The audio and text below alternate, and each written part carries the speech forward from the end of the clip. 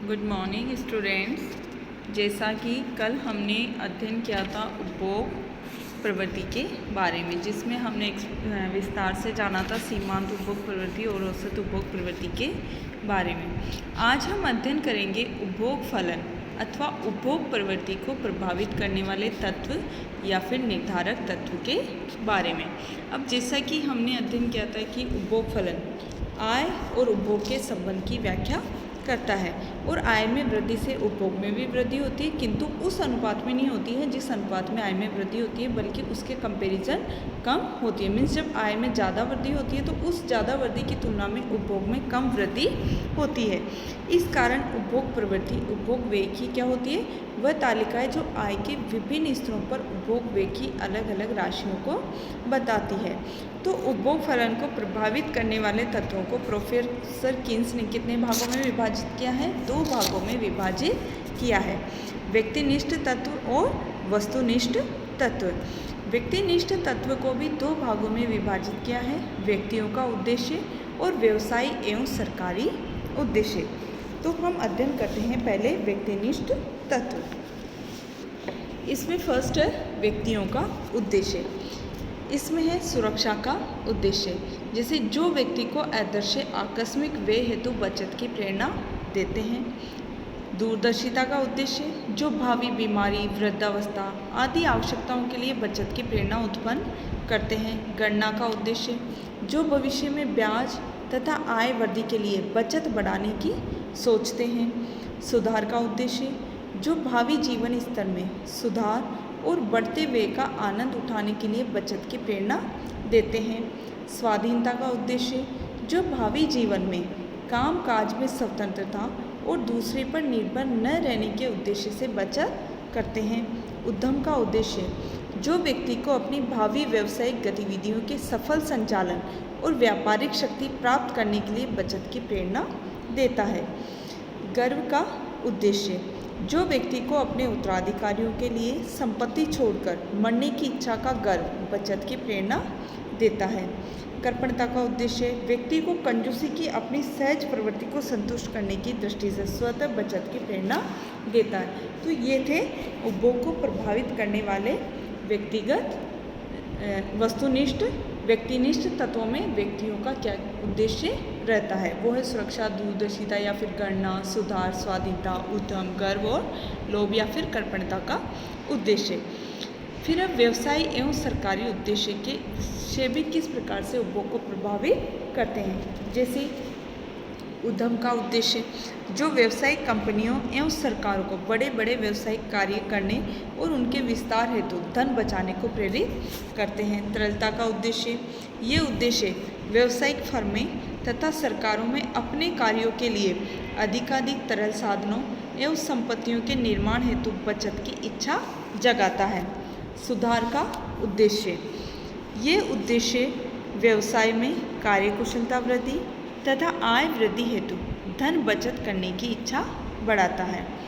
वित्तीय बुद्धिमत्ता का उद्देश्य, ये उद्देश्य व्यवसाय तथा सरकारी कामकाज में वित्तीय दूरदर्शिता उत्पन्न करने हेतु बचत और धन संग्रह करने की प्रेरणा देता है।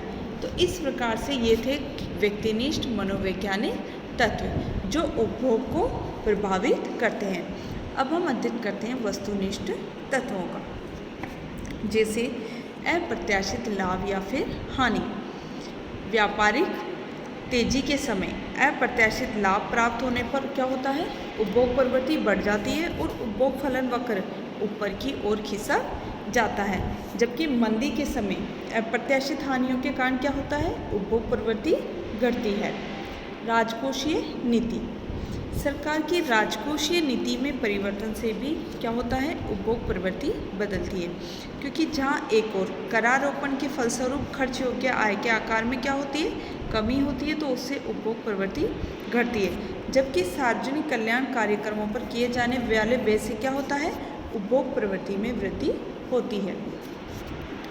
प्रत्याशाओं में परिवर्तन, जब निकट भविष्य में युद्ध का भय या फिर कीमतों में वृद्धि, वस्तुओं की दुर्लभता की प्रत्याशा प्रबल हो तो लोग टिकाऊ और अर्ध टिकाऊ वस्तुओं की खरीद पर अधिक व्यय करके उनका संग्रह करने लगते हैं। जबकि इसके विपरीत भविष्य में मान लो कीमत घटने, उत्पादन बढ़ने या अभाव की स्थितियां समाप्त होने की संभावना हो तो वर्तमान उपभोग व्यय में घटने की प्रवृत्ति होने से उपभोग फलन क्या हो जाता है, नीचे की ओर खिसक जाता है।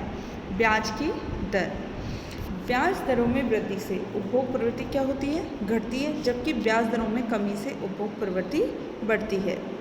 मजदूरी स्तर में परिवर्तन, मजदूरी दरें बढ़ जाने पर श्रमिकों की उपभोग प्रवृत्ति क्या होती है, ऊंची हो जाती है, क्योंकि वे बड़ी आय से अधिक व्यय करने लगते हैं। जबकि मजदूरी दरों में कटौती से क्या होता है, श्रमिकों की आय में गिरावट आती है, जिससे वो उनकी उपभोग प्रवृत्ति कम हो जाती है और उपभोग फलन वक्र नीचे की ओर खिसक जाता है। आय का वितरण, जिस देश में आय वितरण में जितनी अधिक असमानता होगी उपभोग प्रवृत्ति उतनी ही कम होगी, जबकि धन का वितरण समान होने पर उपभोग प्रवृत्ति उतनी ही अधिक होगी। आय अर्जन का स्वरूप, उपभोग प्रवृत्ति केवल किसी व्यक्ति की आय के निरपेक्ष स्तर पर ही निर्भर नहीं करती, बल्कि इस बात पर भी निर्भर करती है कि समूचे आय वितरण में उसकी सापेक्षिक आय कितनी है। और इस सिद्धांत का संबंध पहले भाग में प्रदर्शनकारी प्रभाव से है, क्योंकि मनुष्य में न केवल धनी लोगों के उपभोग स्तर में होड़ करने की प्रवृत्ति होती है, बल्कि उनसे आगे बढ़ने का भी वो प्रयास करते हैं। इस प्रदर्शनकारी प्रभाव के कारण उपभोग प्रवृत्ति क्या होती है, बढ़ जाती है। जबकि ड्यूसेनबरी सिद्धांत का दूसरा भाग क्या बताता है कि उपभोग का स्तर केवल वर्तमान आय से प्रभावित नहीं होता, बल्कि पिछली उच्चतम आय के परिकल्पना पर भी निर्भर करता है।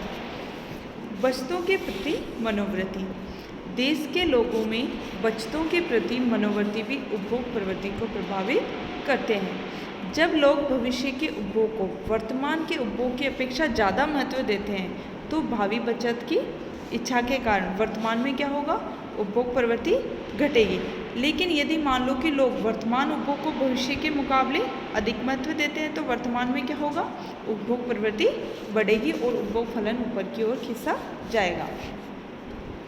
तरल संपत्ति धारण या फिर पीगू का प्रभाव, जैसे अन्य बातों के स्थिर रहने पर अर्थव्यवस्था में लोगों के पास बचत खातों, सरकारी ऋण पत्रों अथवा नकद शेष के रूप में तरल परिसंपत्तियों की मात्रा जितनी अधिक होगी उतनी उपभोग प्रवृत्ति भी अधिक होगी।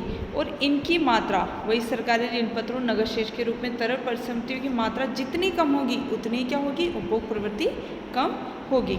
तो प्रोफेसर पिगू ने बताया कि मुद्रा मजदूरी दरों में कटौती से जब क्या होता है, कीमतें गिरती है तो परिसंपत्तियों का वास्तविक मूल्य बढ़ जाता है और उससे परिसंपत्ति स्वामियों को अधिक उपभोग की प्रेरणा मिलती है, जिससे उपभोग फलन बढ़ जाता है। मौद्रिक भ्रम, जब लोगों में मौद्रिक भ्रम होता है तो उपभोग व्यय भी प्रभावित होता है। मौद्रिक भ्रम तब उत्पन्न होता है जब कीमतों और मौद्रिक आय में समान दर से वृद्धि होने पर वास्तविक आय तो अपरिवर्तित रहती है, जबकि मौद्रिक आय क्या होती है, बढ़ी हुई लगती है। तो जो परिवार अपनी वास्तविक आय को अपरिवर्तित महसूस करते हैं वे तो क्या करते हैं, अपने उपभोग व्यय को नहीं बढ़ाते, लेकिन जो मौद्रिक आय में वृद्धि को ही वास्तविक वृद्धि मान बैठते हैं वो मौद्रिक भ्रम में फंसकर उपभोग व्यय बढ़ा देते हैं, जिससे उपभोग फलन बढ़ जाता है। सापेक्ष कीमतों में परिवर्तन, उपभोग प्रवृत्ति पर सापेक्ष कीमतों का प्रभाव भी पड़ता है। जहाँ एक और कीमतों में वृद्धि होने से बेरोजगार मांग वाली वस्तुओं पर क्या होता है, उपभोग व्यय बढ़ता है, जबकि कीमतों में कमी होने पर लोचदार मांग वाली उपभोग वस्तुओं पर व्यय बढ़ जाता है। तो इस प्रकार शेयर और प्रतिभूतियों की कीमतों में वृद्धि से उनकी धारकों की आय में वृद्धि से क्या होगा, उपभोग प्रवृत्ति बढ़ेगी।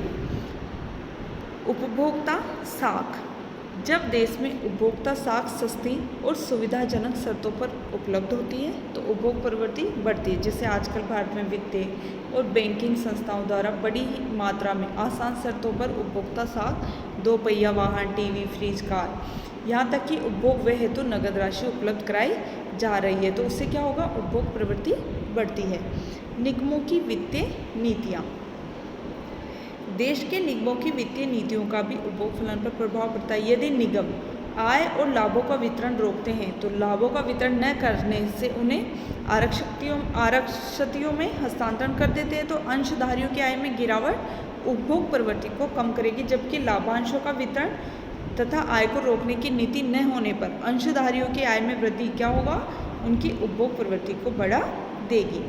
विविध तत्व कौन से हैं, जैसे जनसंख्या का आकार, रचना और वृद्धि दर भी उपभोग प्रवृत्ति को प्रभावित करती है। जब देश की जनसंख्या का आकार बड़ा होगा और वृद्धि दर अधिक होने पर उपभोग प्रवृत्ति बढ़ेगी, जबकि जनसंख्या के घटने पर और वृद्धि दर कम होने पर उपभोग प्रवृत्ति भी घटती है। संपत्ति का स्वरूप और मात्रा भी क्या करते हैं, उपभोग प्रवृत्ति को प्रभावित करते हैं कि लोगों के पास संपत्ति तरल और अधिक मात्रा में होने पर उपभोग प्रवृत्ति बढ़ेगी, जबकि इनके कम होने पर उपभोग प्रवृत्ति कम होगी। और जिन जिन वस्तुओं के उपभोग के लिए जितना अधिक विज्ञापन किया जाता है उतनी उपभोग बढ़ने की संभावना ज़्यादा होती है, और जिनका विज्ञापन कम किया जाता है उनकी उपभोग प्रवृत्ति, उन वस्तुओं की उपभोग प्रवृत्ति बढ़ने की कम संभावना होती है। तो ये थे उपभोग प्रवृत्ति को प्रभावित करने वाले तत्व। Thank you.